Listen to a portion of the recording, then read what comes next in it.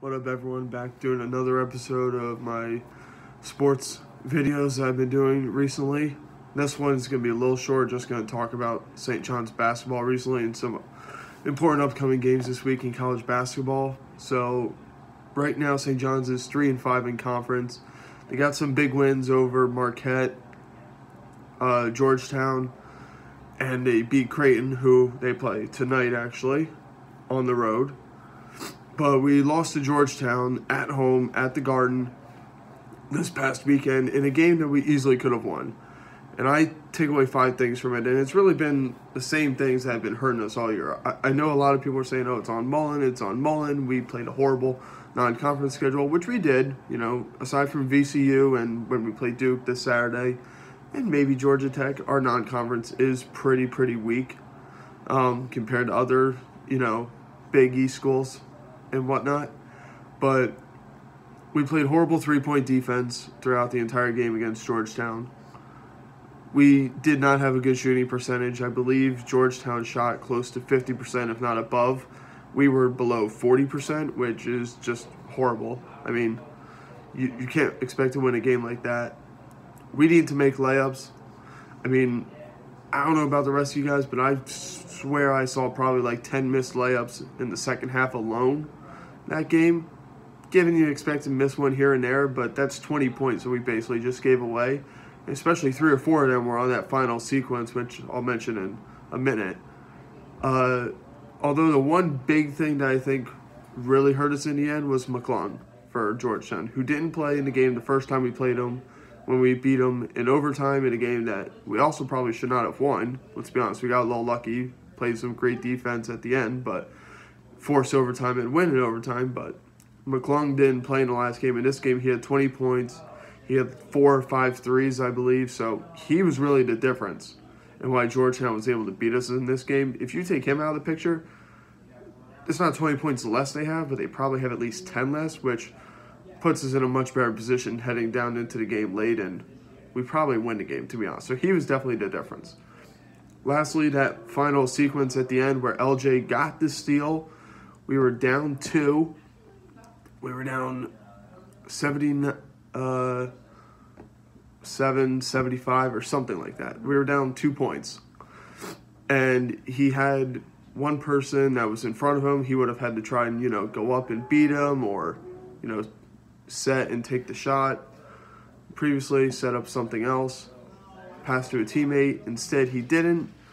And when end up happening, he, for whatever reason, decided to take a 3, missed, which in of itself we should not have done. But then on top of that, like I just mentioned previously, we had 3 or 4 putback attempts that were layups that we missed altogether.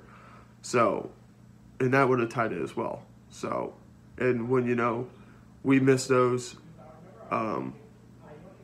Georgetown's big man, I'm forgetting his name off the top of my head, but he pokes the ball out, passes it up ahead to McClung, and McClung lays it in. All of a sudden, we go from potentially being tied to being down 4 points, which was really the nail in the coffin for us. It's definitely a game we should have won. It was like the Seton Hall or the Villanova game earlier in this year. Should have won, could have won, but we didn't. And we have to be better at finishing late if we want to beat some of these other teams like Creighton, Marquette coming up, maybe Duke. So we got to be more efficient. Heading into tonight, we play Creighton tonight at Creighton to start to a difficult 3-game road stretch where the next week then after tonight we're going to play 2 top 10 teams in number 2 Duke and newly number 10 Marquette, who we beat previously at home, and we held Marcus Howard, who's one of the best scorers in the country, to literally under 15, 20 points, and he's averaging close to 30, I think it is, or 25 for the season. So we have to do another good job of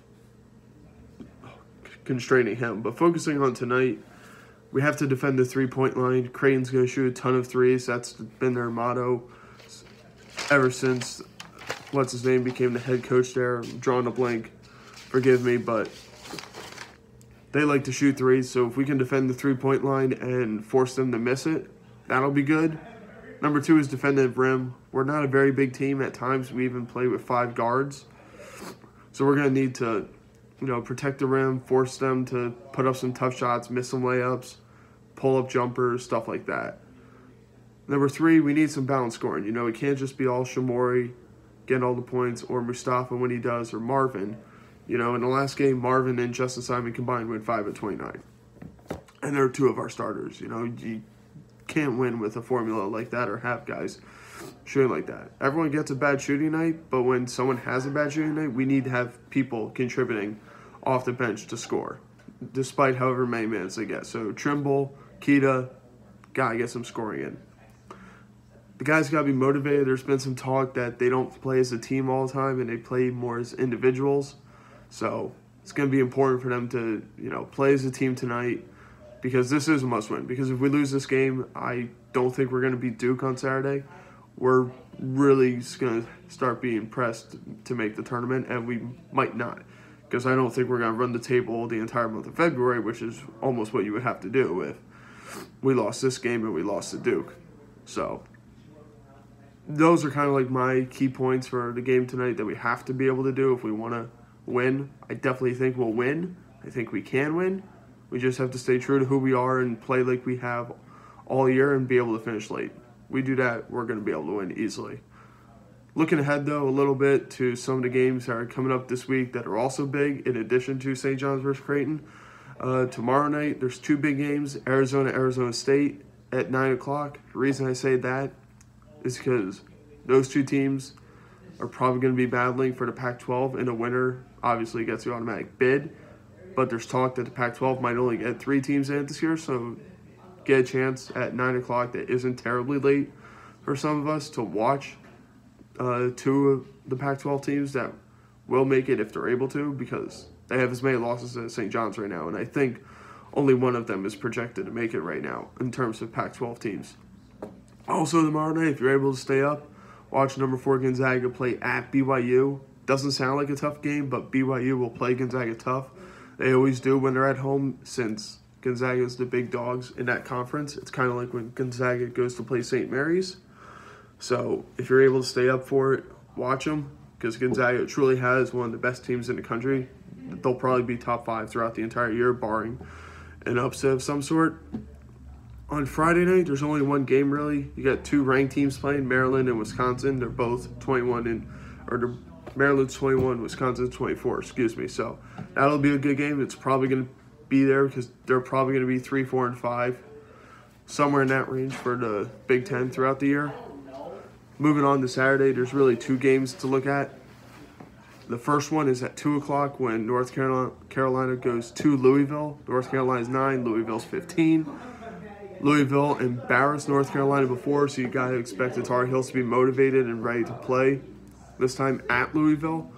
Plus, they need to start showing, what kind of team they are. Are they going to be at the top of the ACC and contending for a top 3 seed, or are they going to be near the middle of the pack and get, that 4, 5, 6 seed, and okay, maybe they'll get to the Sweet 16, but they're not a contender this year. So this is really a big statement game for North Carolina to show who they are.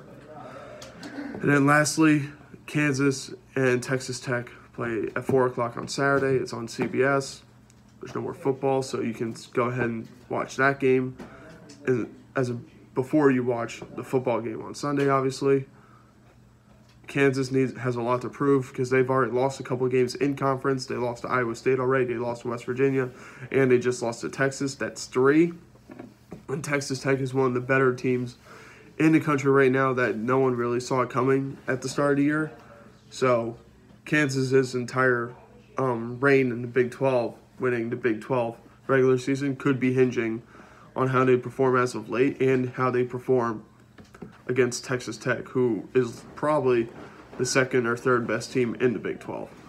So that's kind of like my take, guys, on everything that's going on in college basketball right now. I'll be back next week doing one on the preview of who I think is going to win the sections for New Jersey high school wrestling, since it's a popular time for wrestling in New Jersey. So be sure to check out my social media as I'll post that video for it. Also, special shout out to Peaburg Wrestling tonight as they're facing off against their rivals Easton. Best of luck, and talk to you guys soon.